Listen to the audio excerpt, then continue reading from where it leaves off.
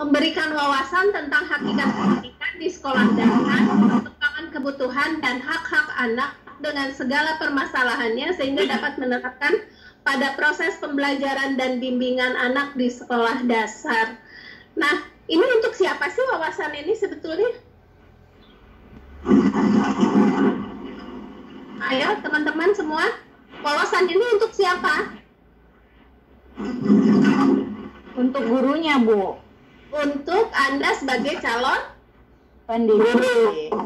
Mungkin sekarang ada yang sudah ngajar, tetapi mungkin pengetahuan tentang ini belum bisa dilaksanakan. Oke, selanjutnya, slide berikutnya. Setelah mengikuti mata kuliah ini, mahasiswa dapat memiliki wawasan tentang hakikat pendidikan di sekolah dasar, perkembangan kebutuhan dan hak-hak anak dengan segala permasalahannya, sehingga dapat menerangkan pada proses pembelajaran dan bimbingan anak di sekolah dasar. Jadi ini mengulang kalimat yang tadi, ya, untuk siapa ini? Wawasan ini untuk para pendidik. Ya, yang akan mengajar di sekolah apa? Di sekolah SD. Berikutnya, mahasiswa dapat menjelaskan hakikat SD. Nah, sekarang kita mau apa namanya? Mau menjelaskan apa sih sebenarnya hakikat pendidikan di SD. Setelah mengikuti mata kuliah ini, silahkan nomor 1 dibaca siapa aja coba. Mahasiswa apa? Aku menjelaskan definisi. Iya. Mahasiswa menjelaskan definisi pendidikan. Yang kedua, mahasiswa mampu menjelaskan tujuan pendidikan di SD.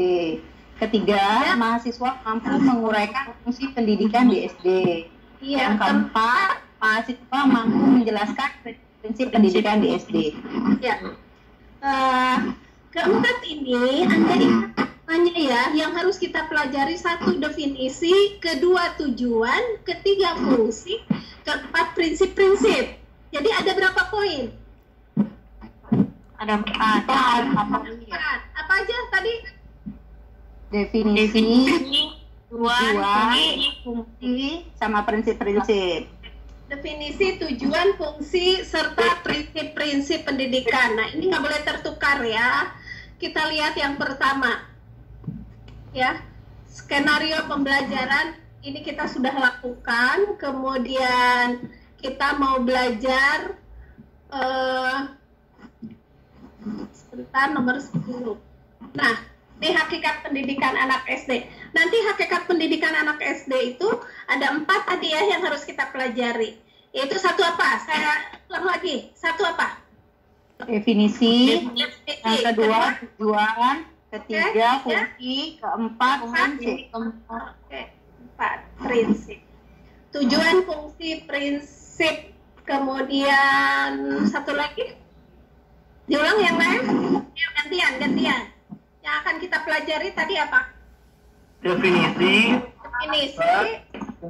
Terus? Definisi apa? Sama prinsip. Tujuan, prinsip, satu lagi? Prinsip. Ya, lagi. Definisi, Tujuan, fungsi, dan prinsip pendidikan. ya. Nah, sekarang kita lihat hakikat pendidikan anak SD. Hakikat pendidikan anak SD. Terlihat slide-nya semua? Ya. Terlihat, Bu. Ya. Oke, lihat sini. Bahwa pendidikan Indonesia itu, ayo matiin itu speakernya, punya siapa? Berisik ya? Ada yang nyalain atau apa? Oh iya. Oke, lihat sini. Slide ini mengatakan pendidikan anak di SD itu dasar hukumnya ada, yaitu ingat-ingat ya kalau nanti ujian tentang hakikat pendidikan anak, yaitu Undang-Undang Nomor 20 Tahun 2003 tentang Sistem Pendidikan Nasional. Undang-Undang nomor berapa?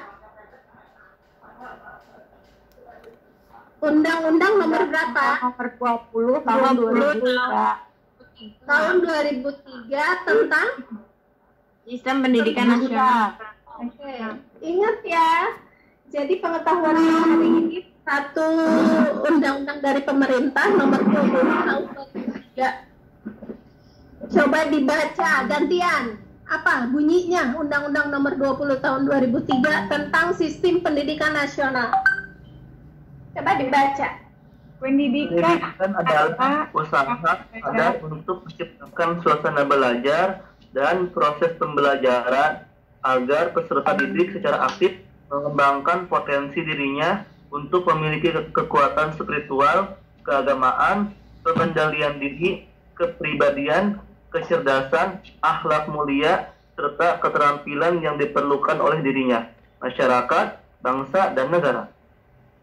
Ya, perhatikan.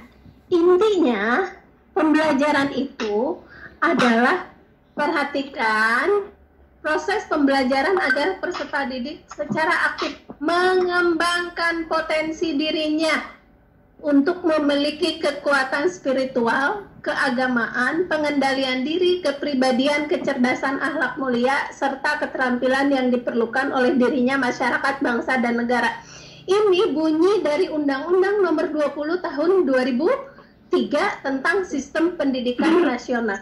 Jadi intinya bahwa di dalam pembelajaran itu peserta didik mengembangkan potensi dirinya. Bisa berikan contoh nggak? Mengembangkan potensi dirinya. Bisa memberikan contoh nggak? Siapa? Ayo, kita diskusi. Ada yang tahu nggak? Halo? Contohnya, Bu. Halo? Contohnya, iya. Ya, apa sih menemukan cita-cita untuk anak-anak tersebut? Ya, misalnya. Ya. Ya, contoh misalnya gini, karena ini pendidikan di SD ya, ketika masuk itu Anda yang udah merasakan waktu masuk itu bisa baca tulis nggak? Belum. Belum kan? Tetapi setiap anak kan punya cita-cita, pendidikannya itu jadi apa? Ingin jadi dokter gitu kan ya? Ingin jadi apa? Ingin jadi insinyur dan lain sebagainya. Untuk menuju ke sana, berarti kan ada proses perjalanan panjang ya? Iya, Bu. Nah, perjalanan panjang itu adalah dengan belajar. Artinya ada ilmu-ilmu yang harus digali, maka anak harus bisa membaca, menulis, komunikasi.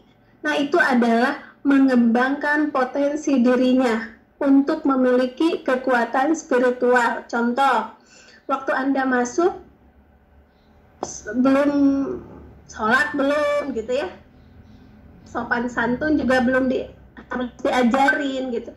Tapi dengan di sekolah kan, ini kekuatan spiritual itu adalah sikap-sikap setiap peserta didik yang mempunyai nilai-nilai agama. Contoh, waktu Anda SD, cium tangan nggak sama guru?